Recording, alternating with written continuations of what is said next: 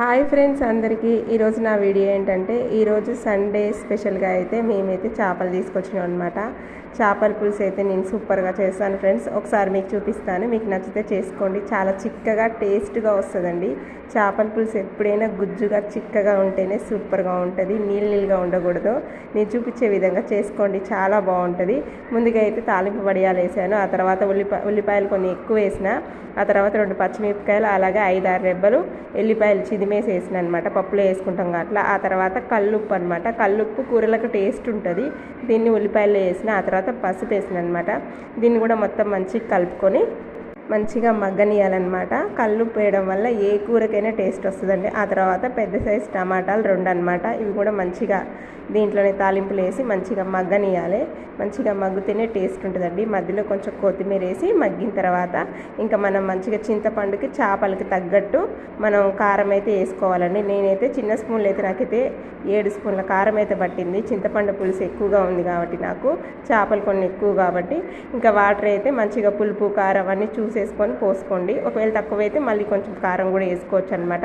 అలాగే జీలకర్ర మెంతుల పౌడర్ కూడా వేయించి మంచిగా 1 స్పూన్ అయితే పౌడర్ చేసి పెట్టుకున్న దాన్ని కూడా వేసేయాలి. మరిగేటప్పుడు మంచి వాసన వస్తుందండి చేపల పులుసు అయితే. ఇంకా మనం జీలకర్ర మెంతుల పౌడర్ వేయగానే చిక్కగా రావాలన్నమాట. ఇప్పుడు మనం వచ్చేసి చేపలు శుభ్రంగా కడిగి పెట్టుకుని ఇందులో వేసేయాలన్నమాట. మంచిగా బాగా చిక్కగా వచ్చినాక వేసుకోవాలన్నమాట.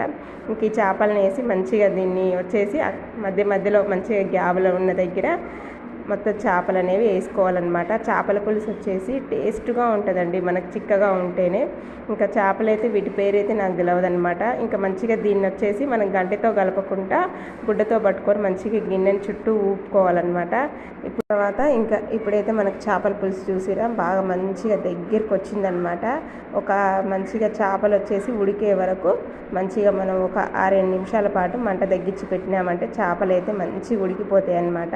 అసలు ఎక్కువ టైం పట్టదు, 5 నిమిషాల్లో కూడా ఉడికిపోతాయి. నార్మల్గా చిన్న చేపలు అయితే ఇవి కొంచెం పెద్దవి కాబట్టి ఒక 6-7 నిమిషాలు అయితే ఉంచినమాట స్లిమ్లో పెట్టేసి. ఇంకా చేప ముక్క చూసిరా మంచిగా ఉడికింది.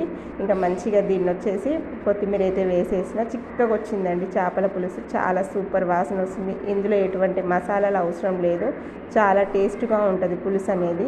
దీన్ని ఆఫ్ చేసినాక మనం 1 గంట తర్వాత తిన్నామంటే మంచిగా కుదురుద్ది అనమాట కూర.